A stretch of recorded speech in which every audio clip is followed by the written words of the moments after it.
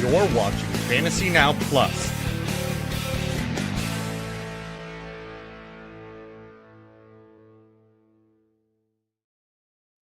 Welcome to the show today. It is July 22nd, ever closer to that August date where we can, watch slow motion videos of your favorite draft people in shorts and talk about their legs and talk about their muscles and whatever you want to talk about. But today we're talking tight ends.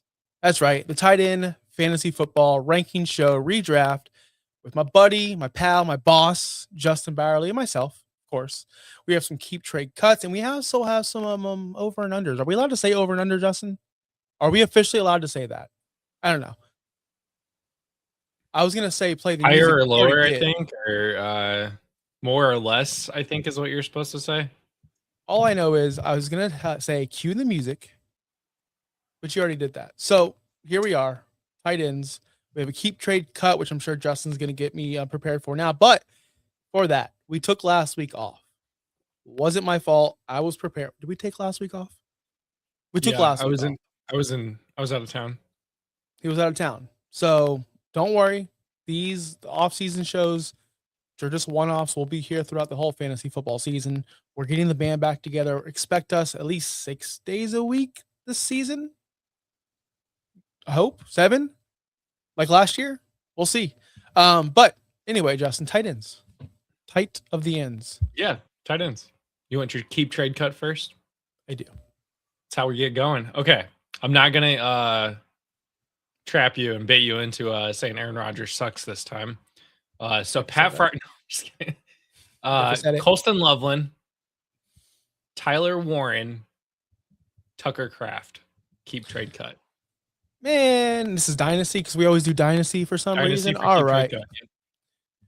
So it's Tyler Warren, the sophomore in Indianapolis right now, with a very questionable quarterback at the moment. Just at the moment, we have Tucker Kraft, who is probably the best tight end on this list, with coming off that injury, and then Colston Loveland, who came off a very poor, slow start, and then heated up at the end of the season. That being said, I believe Colston Loveland's getting the most love right now with of what he did at the end of the season, and he is going to have the most value, and people are over drafting him because he will fall back to the mean. It's okay. So I'm going to go ahead and trade him now because the hype is too high on Colston Loveland and Luther Burden, if you want to add him into the Bears in general. I'm keeping Tucker Kraft because he's the most consistent and he is the top target on that offense. That's why I was okay trading Jaden Reed and other players away because Tucker Kraft is the wide receiver 1. And then I'm straight up cutting Tyler Warren. I don't want to, but they're all superstars or good. But you have to cut someone. And I saw Tyler Warren decrease as Daniel Jones left. And I saw Colston Loveland increase at the same time. So like that's influencing me. Yeah, no, I actually agree with Colston Loveland being the trade bait here. I think that is the one that I'm trading for the most value because everybody has him as a top 3 tight end this year. And everybody? I think that's really not everybody. A lot of people have Colston Loveland as a top 3 tight end this year, which is to me crazy, but he was the first tight end drafted last year. Who doesn't have Loveland as a top 3 tight end? Just curious. Can you name someone? We'll talk about it. Tyler Warren, I think, he did fall off when Daniel Jones went down. However, he was also falling off before Daniel Jones went down, and that is concerning because they tried to get the ball to different places. Defenses realized that Tyler Warren was the threat on the Colts offense, so they started locking him down a lot more. Tucker Kraft is more consistent. You're right. Coming off the ACL injury, I'm a little concerned there. To me, Tyler Warren and Tucker Kraft are a coin flip. You could flip the coin and figure out which one you would rather have. They're both going to do probably about the same, in my opinion. Either Josh is staring really intently at the computer or he's frozen or I'm frozen. Could be me. If you're in the chat, tell me who's frozen right now. Oh no. What's going on?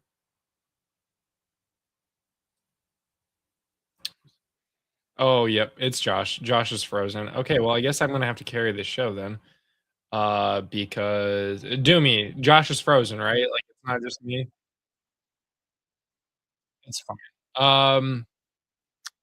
Yeah. Okay. So tight ends. We're going to talk about tight ends today. We'll hopefully get Josh back at some point today. Maybe I should text him real quick. You are frozen. But yeah, so tight ends. Yep, there he goes. We are out of here. Talking about tight ends today, we are doing redraft rankings for the tight end position, just like we did with quarterback, running back, and wide receiver positions before that. So to start off, we have tight end 1 is Trey McBride. Josh will talk about him a lot. Actually, tight end 1 and 2, we agree on. It's Trey McBride, Brock Bowers. I think those are the two guys that are the elite tight ends in the NFL. And we'll continue on it. So those are the two guys. I mean, does anybody disagree that Brock Bowers and Trey McBride are the top two? No, I can't imagine that. 3 is where we differ. Harold Fannin is the consensus just because of averages.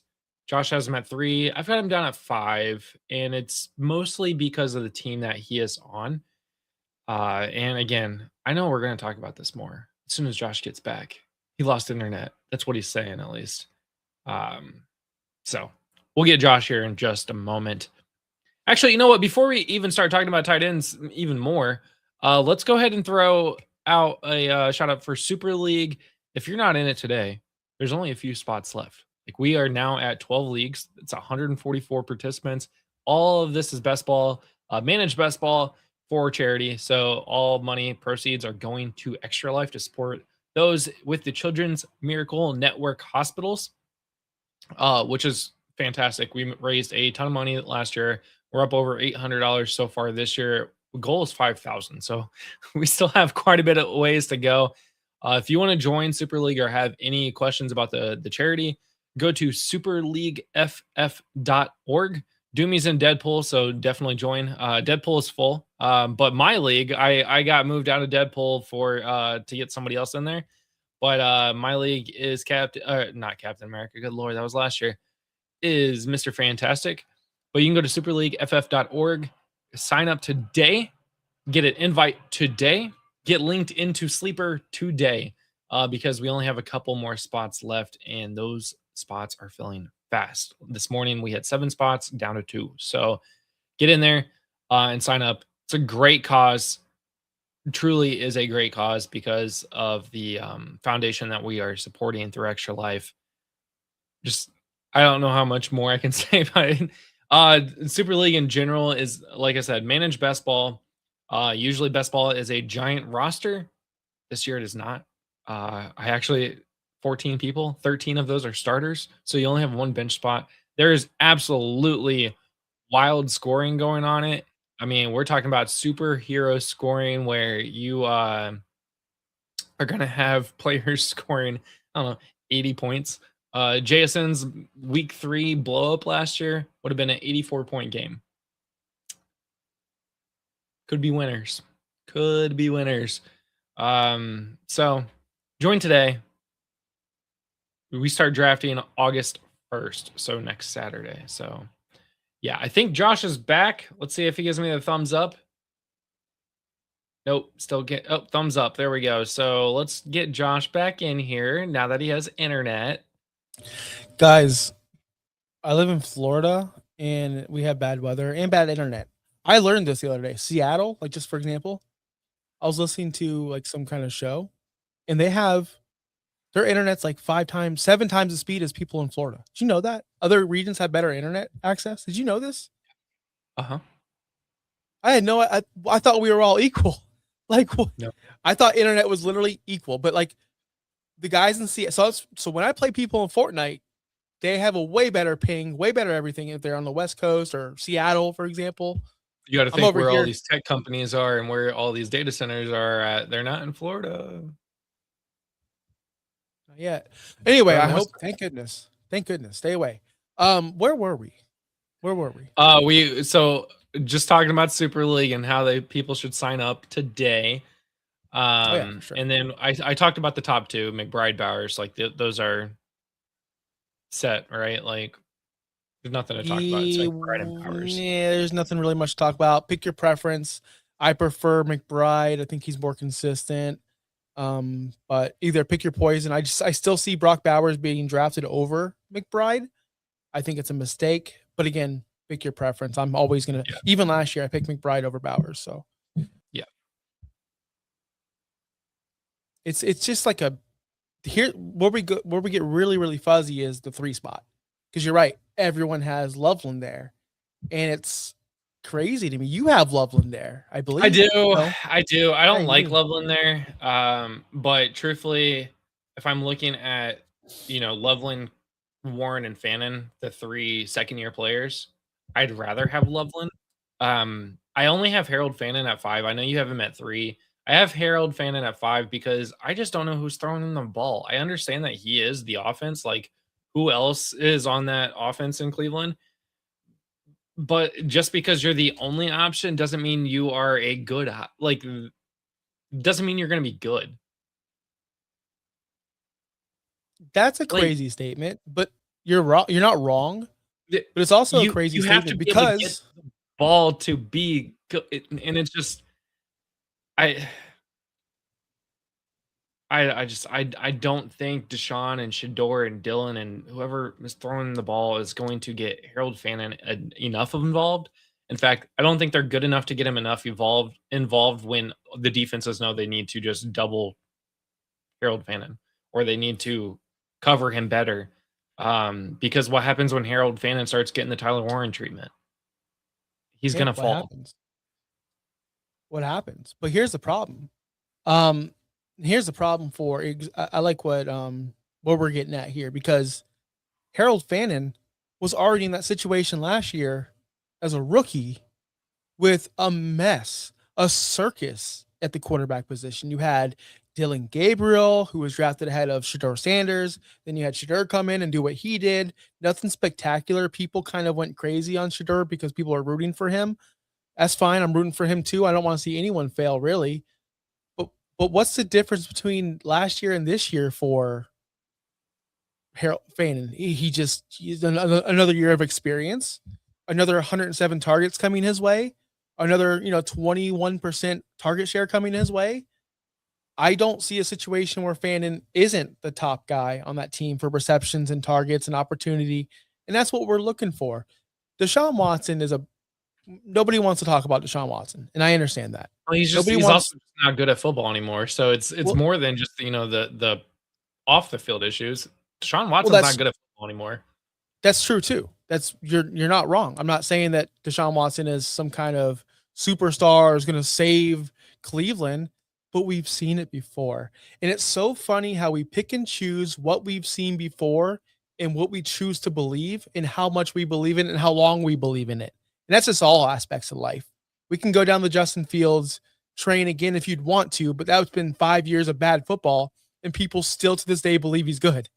Running back Justin Fields is going to be a dominant player, Josh. And I understand Deshaun Watson has had a massive downfall. Like, I understand that he has gone from literally being compared to the next Michael Jordan of the NFL by his head coach in college, all the way down to where he is now, where he hasn't played a full season since 2020.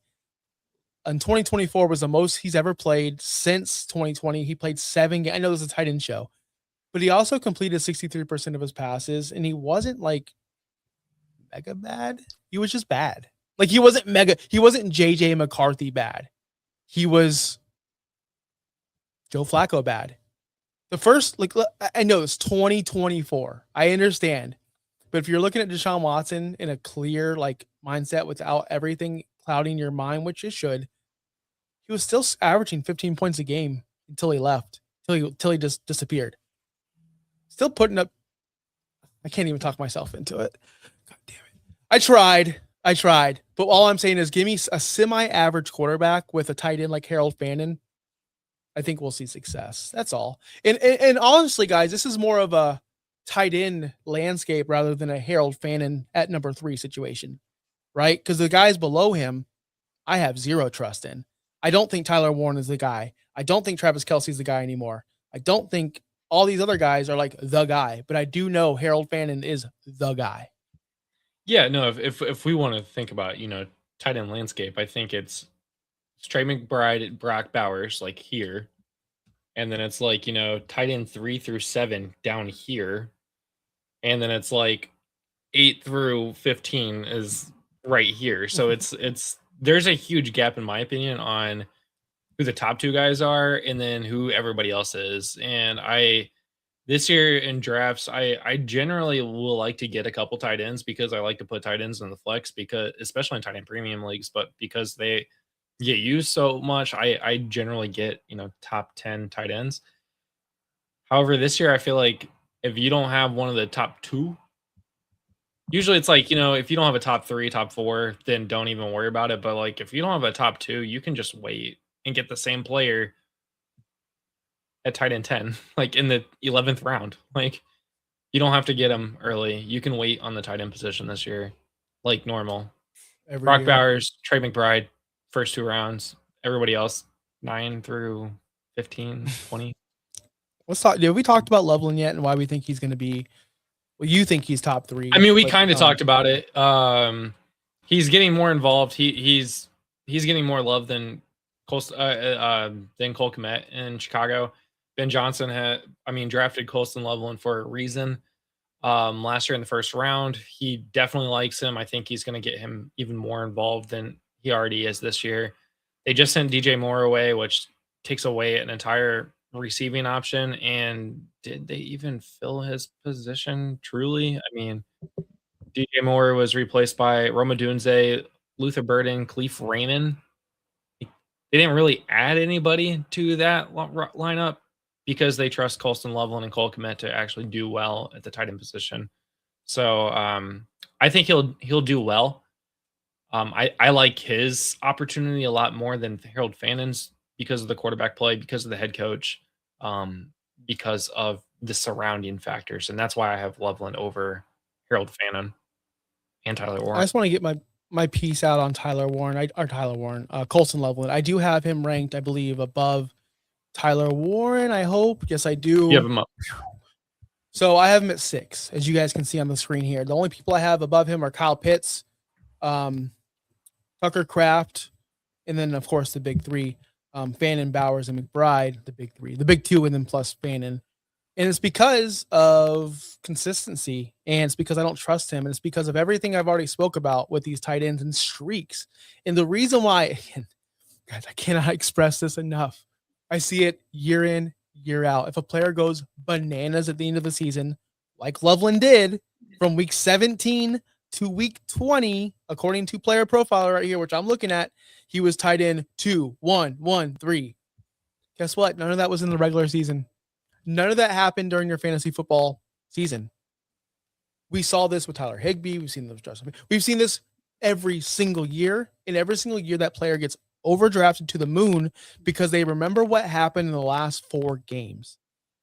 And these games didn't really matter. They mattered in like Chicago Bears world, but they did not matter in your fantasy world whatsoever unless you played postseason fantasy, which is also kind of weird. He didn't have a 20-point game ever all season except for week 9. And you're telling me from week 17 through 19, he just did it nonstop? Just 20 point.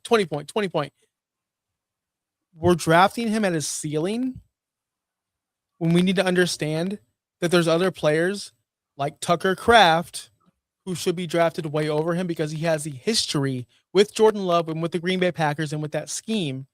You can definitely understand how to get the ball down the field to him. And Tucker Kraft is always involved. With Loveland, is it going to be a Burden game? Is it going to be an Odunze game? Is it going to be a Loveland game? There's too many options over there. And I just can't risk drafting him that high over another valued player. That's all. Over another valued skill player. I should say that. Like a wide receiver or running back I'd rather have than a streaky tight end who puts up streaky numbers. And we've only seen 1 season. That's all. Love Loveland. I hope he does well. What about Kyle Pitts? We're equal on Kyle Pitts.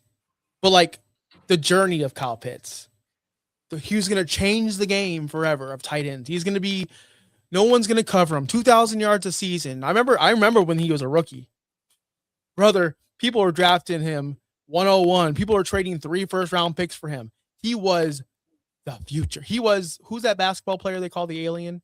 He was that guy. Whoever that guy is, he was that guy. He was supposed there's some basketball player that is tall and stuff. He can shoot threes. I don't know. Sure. But his guy was supposed to be the alien, and he's been average. And it's because of Desmond Ritter. It's been because of Arthur Smith. It's because of Michael Penna. It's whoever you want to blame. But last year, he finally broke out. And last year, he was really good. And last year, he won a lot of people fantasy football games. Are we still going to believe in Kyle Pitts in 2026? That's where I'm getting to. I lean towards yes, because it's the same head coach this year, right? Like, they didn't get a new head coach, or did they? No, I think Raheem Morris is, unless Raheem Morris was the coach last year. Let me look that up. That dude's gone, I think. Falcons head coach. Somebody throw that. Like, I don't remember. Oh, Kevin Stefanski is down there now. Good. It makes me even happier. He's the head coach. So not the same head coach, but they maybe have the same quarterback. Is Michael Penix the quarterback? I honestly, to be honest with you, that's what I'm here for, right? To give you guys the real deal Holyfield. I think it's going to be Tua. I think Tua, and I'll tell you why. Can we go off? Vince Talk Sports Network represent. What's up, Bobby Melendez? Everyone knows this. When someone leaves Miami, Wes Welker, they become superstars. 100% is going to happen. Tua's going to be MVP of the league. Tua's taking the Falcons all the way to the top, and the Dolphins are going to be stuck with Malik Willis, which we'll talk about soon. But man, let me tell you, I don't see a situation with Tua where he fails. Look at what he did with Darren Waller. Look at what he did with every other tight end that came in there, and we're like, who's that guy? And Darren Waller, I almost shaved my head because of him. He caught the balls. He caught more footballs than I thought. But Tua always gets his Jonnu Smith a couple years ago. Tua involves his tight end. So if Tua's the starter there, man, I'm all in on Kyle Pitts. And I'm picking Tua over Penix. I mean, Kyle Pitts finally had his top 2 season. I mean, he finished as tight end 2 last year, which is nice. First tight end 1 season since his rookie season when he finished as tight end 6. So I'm hoping Kyle Pitts is finally back. The year I finally gave up on Kyle Pitts is the year that he finally does well. So it's great. I did trade for Kyle Pitts. I think you gave me Kyle Pitts, but yeah, I got rid of him a couple years ago. Yeah, Tua or Kyler. Come on, man. This is a tight end show, but come on. For the tight ends, okay, I'll do that. Tua's going to give the tight ends more love. I believe that Michael Pittman, Kyle Pitts will outscore TJ Hawkinson by 1 billion. I don't think Kyler elevates Hawkinson whatsoever. See how I spun the question. I'll take the under on outscoring him by 1 billion. 1 billion. 1 billion and 2. I mean, he doesn't even score 300. So can you please quit Mark Andrews? Can you please quit Mark Andrews? That's what I'm going to ask you right now. Can I quit Mark Andrews? Yes, you have him as a top 12 tight end. And I'm over it. Where is he? Yeah, because I have him so low. You have him so high. Go all the way down to 18. I missed 12. Come on. Can you stop, though? Can we stop? What other tight end is there? They don't have another tight end anymore. It doesn't matter what they have. It doesn't matter. Look, the Buccaneers have Kate Otten. Are you going to rank him 12? No, they don't have anyone else. They don't have a quarterback. What do you mean they have Baker? What are you talking about? They don't have a good quarterback. Hey, don't start that again, brother. Mark Andrews finishes tight end 25 last year. He missed some time, and the end of the season was kind of bad. But remember, when his ups are up, he's up. Remember back in 2018 when CMC and Michael Thomas blew up the world, and I wanted to come on, man. We're talking about the olden days. Below Mark Andrews, Dalton Kincaid. You'd have Dalton Kincaid at 9. Yeah, I do. Does Dalton Kincaid remember how to play football? Because he's not. Everybody remembers Dalton Kincaid for that one good year that he had. No. He's never even had a good year. He even finished last year. He's never had a good year, by the way. 13. The reason why I have him at 9 is because of I think he's on a better offense with a better team with a better quarterback, and he's going to score more points than obviously old busted Mark Andrews, who's been dead for the past 3 years. Dalton Kincaid had 3 games over 15 points last year, by the way. Yeah, all tight ends suck, dude. All tight ends suck. Look at multiple single-digit games. This is why we have other stuff to talk about today, because tight ends are kind of trash, and once you get past the top 2, you're right. Like it's a crapshoot. But you can't tell me you think Mark Andrews is going to outscore Dalton Kincaid this year. And if you do think that, I think we need a wager. Like I truly believe we need a wager on the show. I truly believe that because it's ridiculous that you think old, but how old is this dude? How old is Mark Andrews? It's probably like 30. It's probably not as old as you think he is. Probably 40. Talk about 30. He's definitely not 40.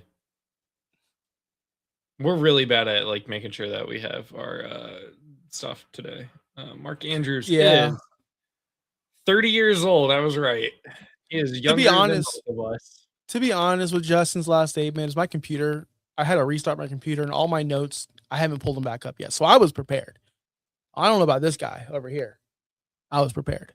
My notes aren't up anymore because my computer froze. But yeah, I didn't go all tight. I only went one tight end on Scott Fishbowl. I saw that where people were doing that, and it's a gimmick, and I understand it. I did my own gimmick. If you look at my team, go look it up. Charizard, you can use the Fantasy Life tool, or you can use the Fantasy Now Plus tool. I drafted whoever I wanted. I went Kyler at 112, brother. Like I went DJ Moore at 312, brother. I didn't care. I cared, but you know what I mean. But yeah, tight ends all. I think that strategy is terrible. Wager. Mark Andrews or Dalton Kincaid, who finishes higher or scores higher? Average. What are we doing here? Finishes higher, like overall. Finishes higher overall. Okay. From weeks 1 to 17, we don't count week 18 here on Fantasy Now Plus. Week 18 doesn't count. 18 doesn't matter. I know it doesn't matter. I never include it in any of my analysis ever. Loser shaves their beard. Loser shaves their beard and eyebrows. Mm-hmm. Oh my God. Yeah, you have no facial hair whatsoever. Nothing. Come on, how big are your balls, Justin? All right. Mark it. All Brian, right. Anyone watching, put it, as they say in the ESPN world, put it on the board. We're going to go ahead and shave our face completely. Week 17. It's going to happen. This is barring injury. Like if an injury happens, like they're just no. Right? Dude, he's 31 years old. You fricked me on his age, 30.8, brother. And age comes into it. You think a 31-year-old old busted Mark Andrews is better than young, Travis terrible? Kelce is still better than like 90% of the tight ends in the league, and he's like 47 years old. So, yeah, I'm glad we didn't talk about. I was hoping he didn't come up today. Mr. Travis Kelce Swift. We both have him as a top 12 tight end. Yeah. By the way, Mark Andrews only had 5 double-digit games last year. With still more than Dalton Kincaid. He played in less games. Had more 15-plus point games. With Travis Kelce, I do have him at 12. You have him at 7. It's just because he's playing with Patrick Mahomes in the same role. He's going to be up there. All you have to do is play 16 or more games, and you're going to finish top 12. And I count on Travis Kelce playing on 16-plus games. That's why he's in my top 12. There's no other analysis. Like, there's the people I have under him, A.J. Barner, Hunter Henry. Those are all Isaiah Likely. Those are all tight ends you want to stream to score a touchdown, in my opinion. Even Isaiah Likely. I think people are overdrafting him because he's in a new spot, and I understand that. He's with his old coach. I understand that. So is Wan'Dale Robinson, but people are underdrafting him. And Wan'Dale Robinson has more fantasy, has had more fantasy impact, has had more of a fantasy impact than Isaiah Likely ever has. But you like Wan'Dale because he's with the same coach. So Isaiah Likely with the same coach, but he's put up production. But he's put up production with his old coach, whereas Isaiah Likely has been a one-off. Maybe twice a year you get to use him. You see what I'm saying? Yeah, because he had to go up against Mark Andrews. And he had Malik Neighbors on the other side for 2 years. Wan'Dale, it is. Tight end spicy. We're getting spicy today, guys. Can we move onto the over-unders? Tight ends are done. Okay. Why is your square bigger than mine? It's not. It is. It's literally cloned. I love today's show. I'm feeling so good today. Over-unders. We decided to do a couple season-long over-unders. I have them here on my phone. So I texted Justin this morning. Did you want to read them off so I don't look at my phone the entire time, or do you want me to read them off? Oh, so I have to look at my phone the whole time. Okay. Oh, I'll do it. I'm kidding. I'm kidding. I have it right here. All right, cool. I'm prepared. So Josh has over-unders, and we're gonna take guesses on these. Also, you guys in the chat can also guess on these as well. Just throw what you think in the chat. Not Malik guesses. I'm wagering. I'm wagering on all of these, by the way. No guesses. Malik Willis, 15.5 passing touchdowns. So is he going to have 16 passing touchdowns or 14? That's the thing. Are we going to go, or 15 actually? 15 loser. That's tough, man. Miami Dolphins last year obviously didn't move the ball very well. They weren't that great offensively. Tua had 20 touchdowns and Quinn Ewers had 3 touchdowns. So they totaled 18 passing touchdowns. That's with Jalen Waddle. That's with Devon Achane. And that's with whatever else they had. Am I giving you wrong information? Why are you giving me that look? No, I'm listening. Okay. So with that being said, with Tua and Ewers only scoring 18 touchdowns, you have a new kid in town. You lost Waddle. You don't really have much going on. I'm going over. I think it's too little. I think it's too little for any quarterback to score. Or, I mean, Daniel Jones did it a couple of years ago. Remember when Daniel Jones won that playoff game against the Vikings that one year? I think he had maybe 18 total touchdowns, and I think 12 were passing or something crazy like that. Go look it up, kids. It's fun. But I do think he's going to hit over because I think it's too little of a number. I don't think it's possible to play 16 games and to not have one multi-touchdown game as a quarterback in this year and like in 2026. I think it's impossible. So Malik Willis has played 11 games over the last 2 years and has thrown 6 whole touchdowns in his entire career. So 11 He's games also never been the starter. Years, 22 over the last 4 years. He's never been the starter heading into a season. True starter. He's always come in to fill in for the starter when they get hurt. Yeah, I get. Well, he was a true starter in 22 for a while there, 8 games. But Green Bay had wide receivers to throw to. They had an offense. They have Achane. That's it. They don't have anybody else. I'm going under 15.5 for Malik Willis. There are quarterbacks that throw under 15 touchdowns a season. I don't trust him to get 16. Listen, it's okay. I'm betting the over on that one. And yeah, Gunnar Helm, the sleeper tight end this year. Of course, Malik Willis is going to have a good year. I hope. I'm a Dolphins guy. The next one, Justin. Who's the next one? Brian Thomas Jr. Oh, God. Over more or less 700.5 receiving yards. This is so stupid. This is the guy people were trading for, giving up multiple firsts, drafting over Malik Neighbors, just thinking Brian Thomas Jr. was the end-all be-all at the wide receiver position. He's the next Justin Jefferson. He's the next Jamar Chase. He is going to give us multiple 1,300-yard seasons with multiple touchdowns, and him and Trevor Lawrence are going to be the next big thing with Liam Cohen headed to town. I should add that caveat, with Liam Cohen headed to town last year. We didn't get that. We got the total opposite. Brian Thomas Jr. just died. Like, I don't know how else to put it other than he didn't come to play football last year, and he didn't really want to play football, it looked like. He only had 91 targets, 707 yards. So he did hit it.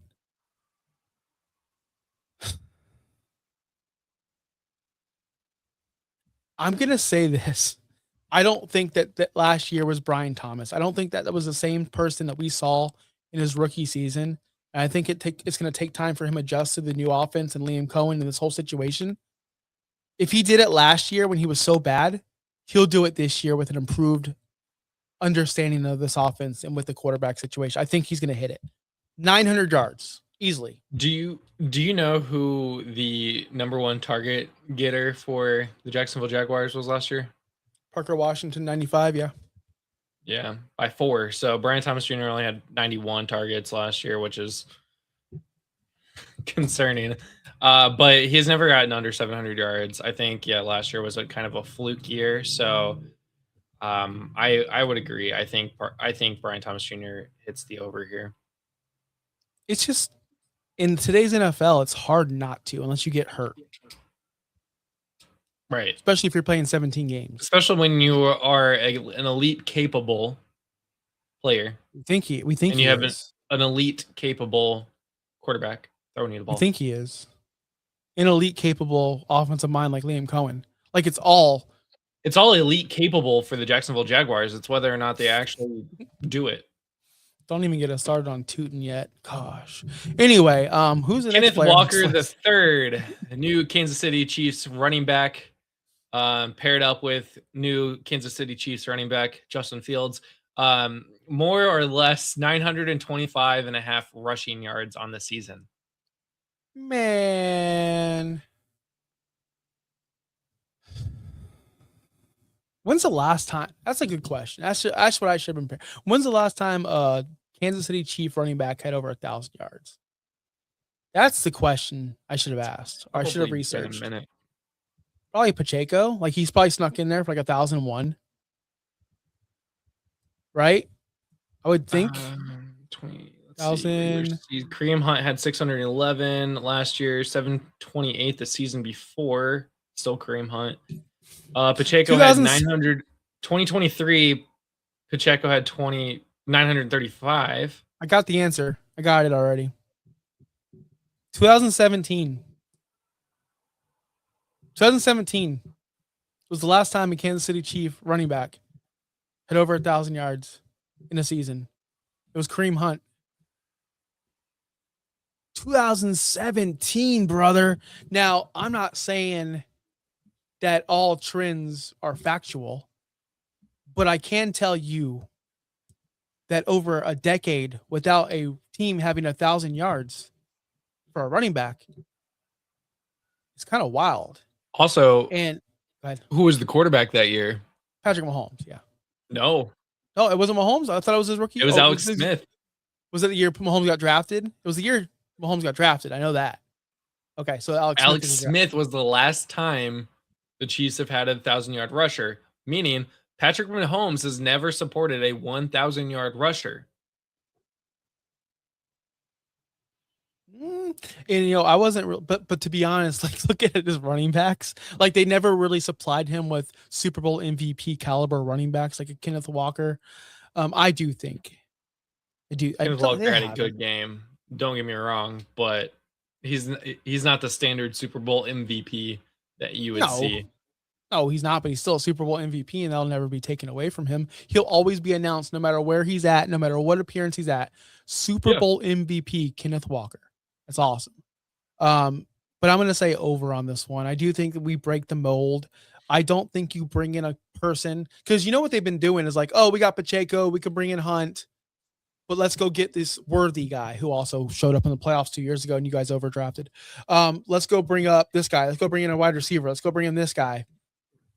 But they're like, oh, this year, let's bring in a running back to help Mahomes because we know Mahomes isn't going to be 100%. I think they're going to lean heavily on Kenneth Walker. I'm going over. No doubt about it. Don't forget former Cardinals starting running back Emari DeMarcado is also there, by the way. So, and is he going to drop the ball before the goal line? Fields, huh? Is he going to drop the ball before the goal line? Yeah. Well, that's fine. Justin Fields is also there to take the rushing away. I mean, I would love to see Justin Fields in the backfield at least 20 times next year. I'm hoping it's satire, but I also could see it not being satire that Andy Reid said that they're going to use Justin Fields as a running back a lot this year. They should. They absolutely should. If he gets in the open field, I'll take Justin Fields over Kenneth Walker in the open field. Spectacular athlete. I don't want you guys to understand. I want you guys to understand. I don't want him throwing the ball, but I'll take him as a running back. Spectacular athlete. Just don't let him throw the ball. I can't throw the ball either. When I was a catcher in softball, he could throw halfback sleep. Oh, he threw the ball past the Worthy. Could be one of those scenarios. He has the ability. I just wouldn't want him throwing it 100 times or 50 times a game, 40 times, 30 times, or whatever. In Fields run the option. Yeah, Fields gets the ball and he can just throw it because it's a lateral backwards. Run the Wildcat. Yeah, dude, I'm all in. Let's do it. Let's do it. What's the last over? We have a couple more over-unders. Yeah. So the next one, the last one you've got is Cam Ward, 3,300.5 passing yards for the season. I've gone first every single time. It's your turn. Because you've had the time to think about these. I didn't even look these guys up. I made these up when I was in the shower this morning and sent them to you right away. I'm still asleep.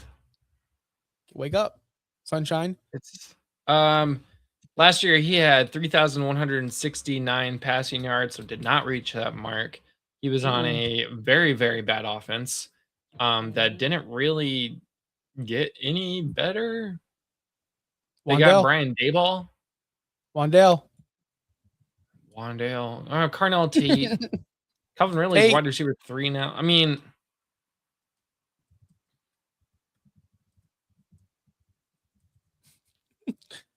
listen. I'll take the over.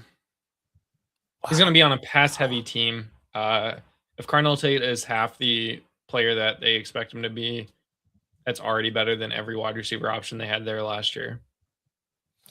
I agree with you, man. I'm going the over too. I think 3,300 is a kind of ridiculous low number for someone like Cam Ward. You add Tate, you add Wan'Dale Robinson, you add Brian Daboll, who I've made fun of for the past 5 years. I totally understand that. But he's finally back in his place where he belongs as a mid-average, below average offensive coordinator. Go look at his numbers. He's below average. But I do believe that he can boost up Cam Ward, and I believe he's better than what they had in Tennessee last season. You add in Tate, you add in the offensive line help, you add in everything. There's no reason why Cam Ward can't take that second step. Matter of fact, I kind of like that he struggled last year. Not like, as in like, oh, I like that the kid had a bad year.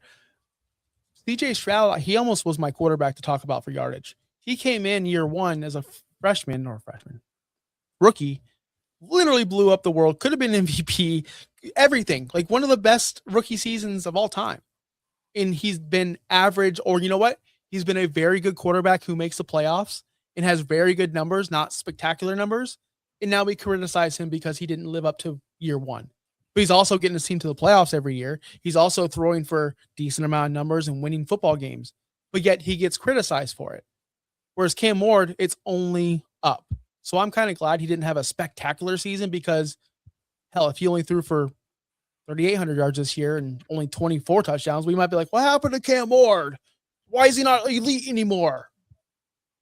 So I like this progression for Cam Ward, and I do think he's learning the game, and I do think they are setting up in Tennessee for success for the number one pick.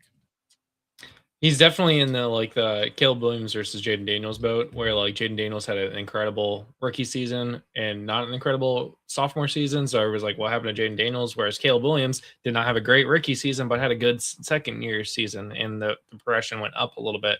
There wasn't a steep cliff. So I agree with you. Cam Ward didn't have the greatest rookie season. That's fine. He could progressively just get better and better. And especially with the offensive pieces that they added over there. I'm a big Cam Ward fan. I was told to watch the quarterback show on some streaming service. I don't know. I've never seen these shows, but someone told me to watch it because they said I didn't like Cam Ward as a person, as an athlete. I watched the quarterback show, and now I love Cam Ward. So I can't wait I'm actually going to watch it. I don't know where it's streaming. Someone let me know. I think it's on Netflix. They have like QB, they have wide receiver, all these. I agree there. I actually ended up liking Justin Jefferson a lot more when I watched that show.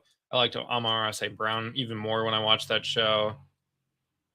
I'm fine on Patrick Mahomes though. He's fine. Kirk Cousins I like more because of the show. Like it really dives into them, not just as a player, but as like a human, which is cool. Cool. Well, I can't wait to watch that. And thank you all for watching us today in our nonsense. I had an internet issue. I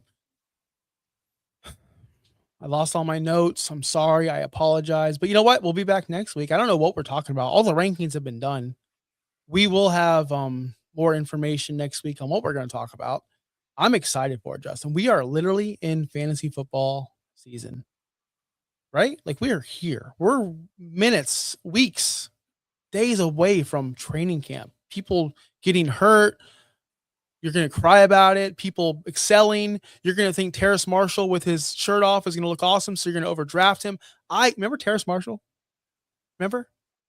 Carolina Panthers just 4 years ago. Superstar. I can't wait, guys. I love it. This is my favorite time of the year. So make sure you join us. FantasyNowPlus.com to check out our rankings. Sign up for Super League. If you're in Scott Fishbowl, we have a tool for you to go look at your team for a graphic. You can do it on the Fantasy Life as well, but we were first this year. Other than that, Justin, do you have anything else before I log us off?